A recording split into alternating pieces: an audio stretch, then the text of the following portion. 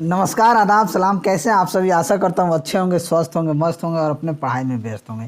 तो चलिए स्वागत करता हूँ आपका अपना यूट्यूब चैनल मैथ अड्डा सारण में। और आज ये एसके झा सर का जो एनटीपीसी का last time practice set volume 2 जो आया था, इसका 13, 14, 15 प्रैक्टिस सेट जो बाकी था, बहुत लोगों का कमेंट आ रहा था सर जो बाकी है वो करा दीजिए। तो इसका जीके जीएस का सेट नंबर 13 में अभी करा रहा हूँ और 14, 15 आज 14 भी डाल दूंगा, ठीक है। तो चलिए, अगर आप हमारे चैनल पर नए हैं तो चैनल को सब्सक्राइब कर लीजिए, साथ ही साथ बेल आइकन को दबा लीजिए ताकि हम कोई भी वीडियो अपलोड करें उसका नोटिफिकेशन आप सभी को मिलता रहे। आइए बात हम करते हैं अनअकैडमी की। अनअकैडमी इंडिया का सबसे लार्जेस्ट एजुकेशनल प्लेटफॉर्म है जहां इंडिया के टॉप एजुकेटर टीच करते हैं। अनअकैडमी आप सभी के लिए लेके एक बहुत बड़ा ऑफर आया है। जी हाँ, आपने सही सुना है, अनअकैडमी एक ऑफर लेके आया, 20% डिस्काउंट ऑफर।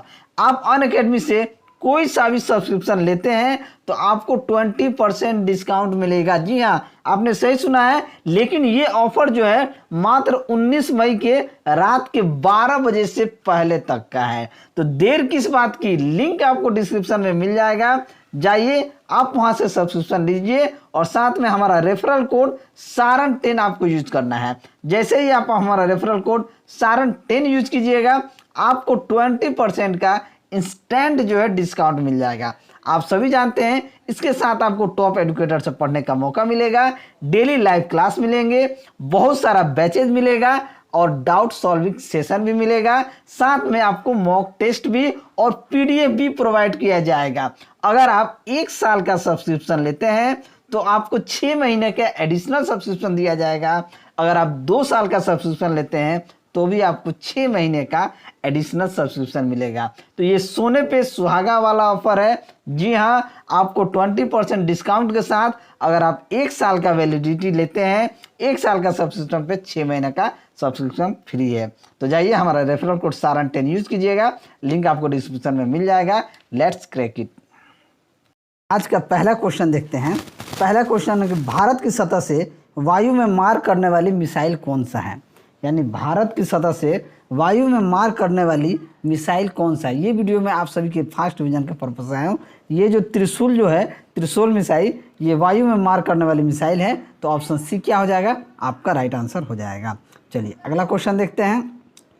अगला प्रश्न है कि धनुष मिसाइल जिसका सफल परीक्षण भारत द्वारा मार्च 2010 में किया गया था, इसकी मारक क्षमता कितनी है। इसकी मारक क्षमता की बात की जाए तो 350 किलोमीटर इसकी मारक क्षमता है, जो 2010 में इसका सफल परीक्षण किया जा चुका है। तो ऑप्शन सी क्या हो जाएगा, आपका राइट आंसर हो जाएगा। अगर वीडियो आप सभी को अच्छा लगे तो लाइक जरूर कीजिएगा।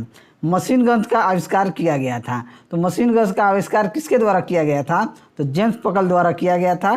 तो ऑप्शन डी यहाँ पे आपका राइट आंसर हो जाएगा। अगला प्रश्न कि निम्नलिखित वैज्ञानिकों में से किसने यह सिद्ध किया कि सूर्य के द्रव्यमान से 1.44 गुना कम द्रव्यमान वाले तारे मृत होकर श्वेत वामन तारे यानी कि हाइड्राफ्ट्स बन जाते हैं। तो ये किसने साबित किया है, तो एस चंद्रशेखर जी ने ये साबित किया है। तो ऑप्शन डी जो है आपका राइट, ऑप्शन बी आपका यहाँ पे सही उत्तर हो जाएगा, एस चंद्रशेखर।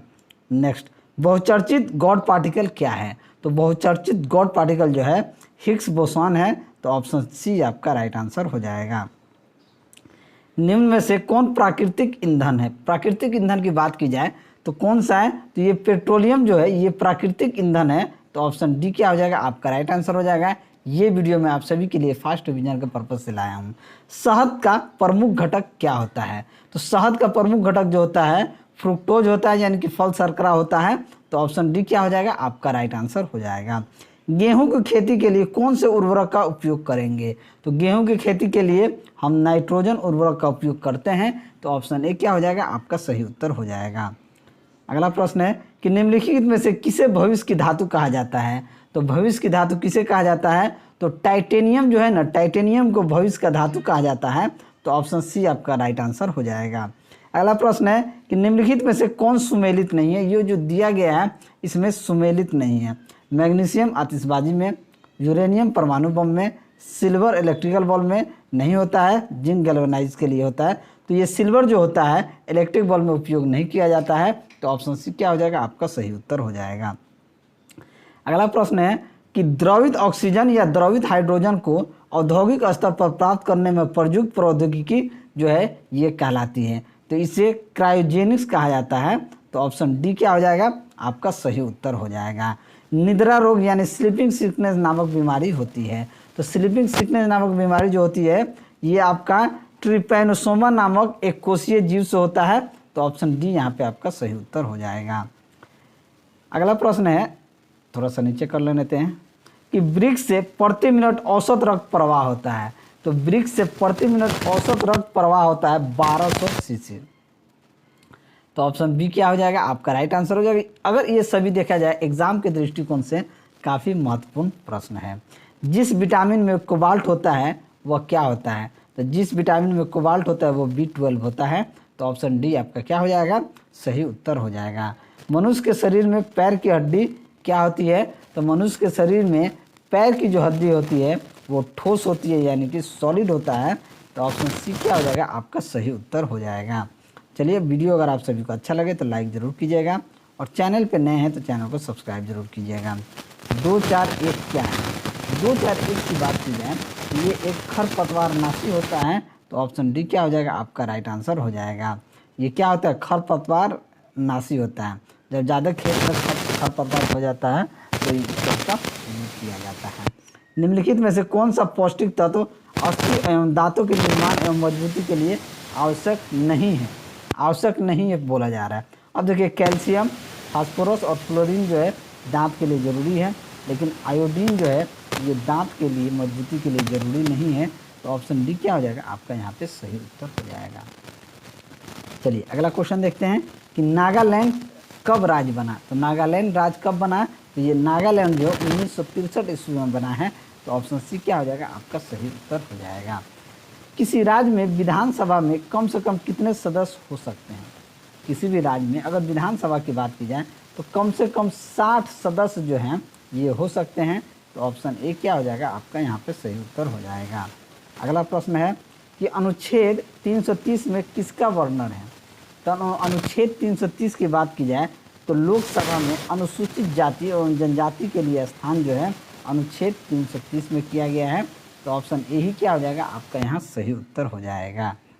चलिए, अगला क्वेश्चन देखते हैं कि शिकारी देवी अभ्यारण्य किस राज्य में है। तो शिकारी देवी अभ्यारण्य की बात की जाए, बहुत गर्मी है, इतना हार्ड गर्मी है 2 दिन से कि क्या कहा जाए, हालत ख़राब हो जा रहा है गर्मी से।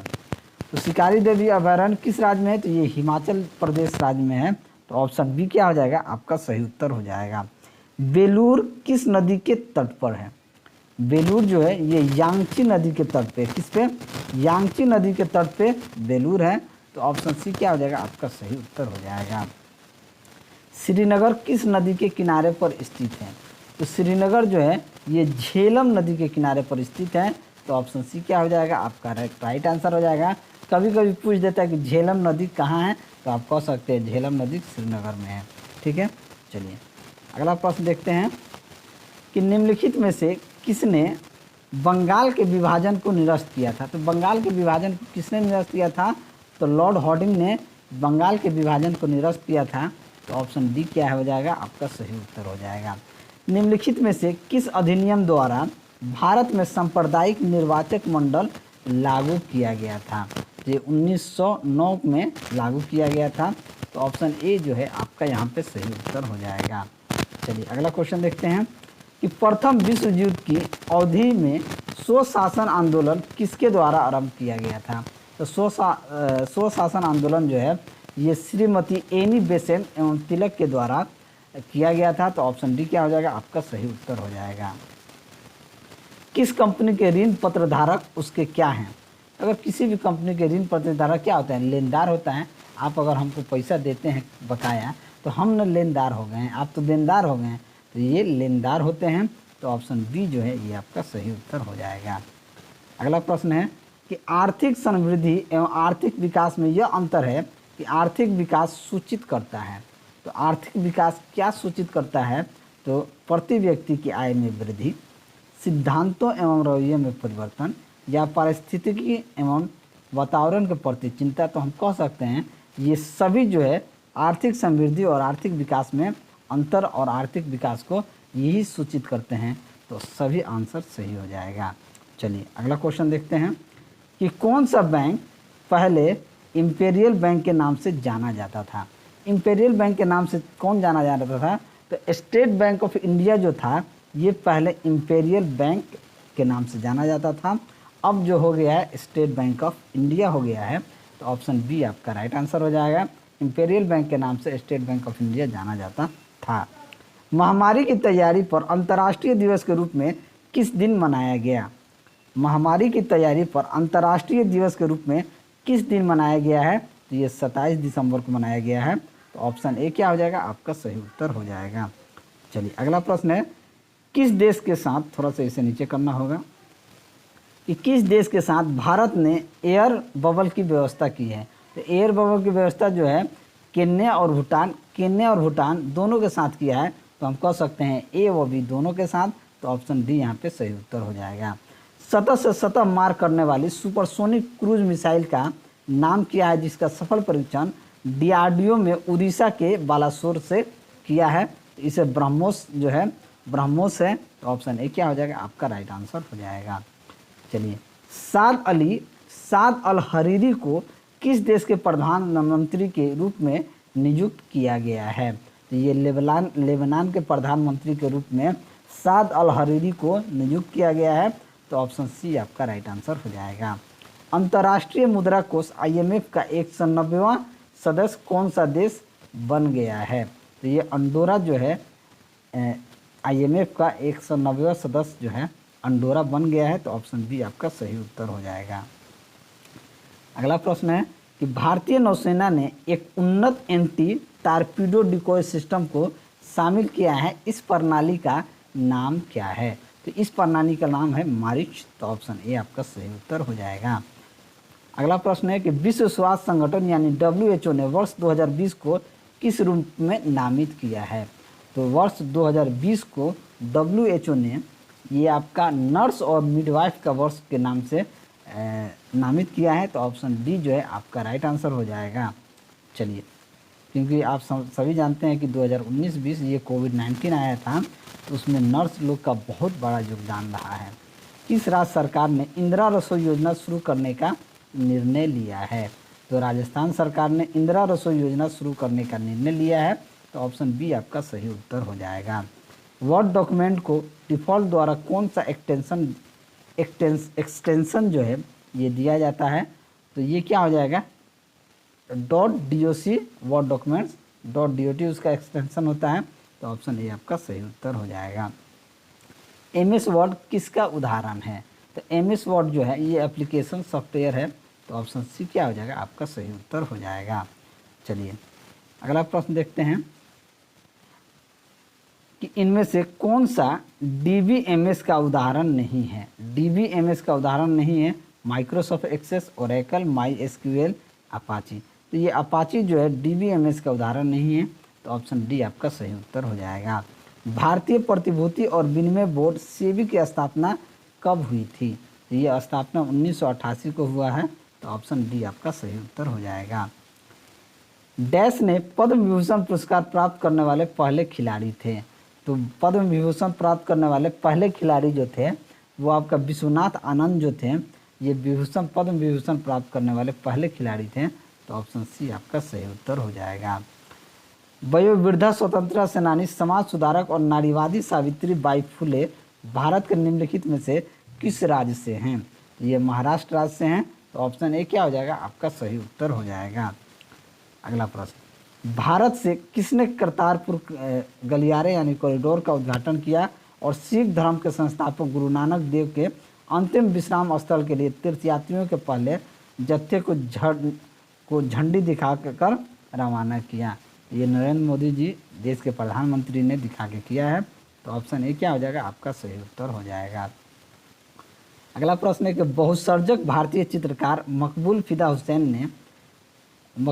हुसैन ने अपनी चित्रकलाओं में जीवंत और मुक्त आत्मा का चित्रण करने के लिए निम्नलिखित में से किस पशु का मुख्य रूप से प्रयोग किया है?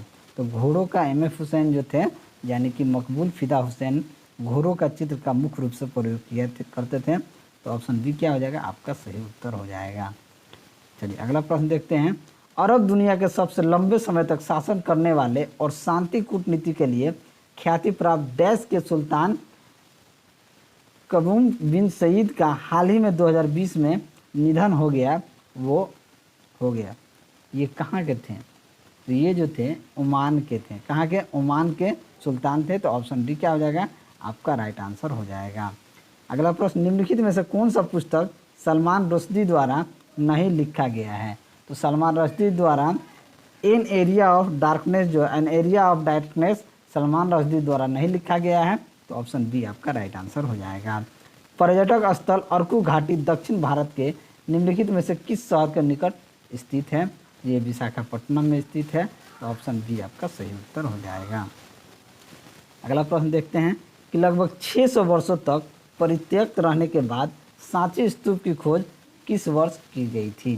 तो ये 1818 ईस्वी में किया गया था। तो ऑप्शन ए आपका राइट आंसर हो जाएगा। और लगातार 4 टेस्ट श्रृंखलाओं में दोहरा शतक बनाने वाले पहले वर्तमान में एकमात्र बल्लेबाज कौन से हैं? तो ये आपका विराट कोहली हैं।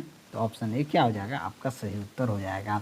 चलिए, अगर आप सभी को मेरा वीडियो अच्छा लगा हो तो वीडियो को लाइक करें, दोस्तों में शेयर करें। अगर आप हमारे चैनल पर नए हैं तो चैनल को सब्सक्राइब करें और अपने इस भाई को सपोर्ट करें। चलिए मिलते हैं अगले वीडियो में, तब तक के लिए जय हिंद।